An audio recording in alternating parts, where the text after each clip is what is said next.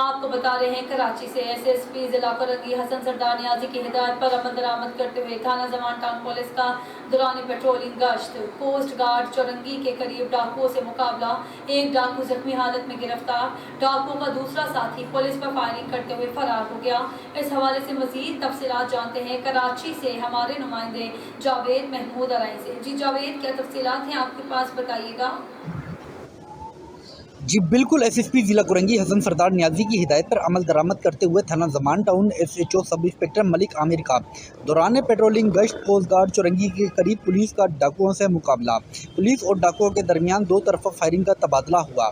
Police کی جوابی firing سے ایک ڈاکو کو زخمی حالت میں گرفتار کر لیا گیا۔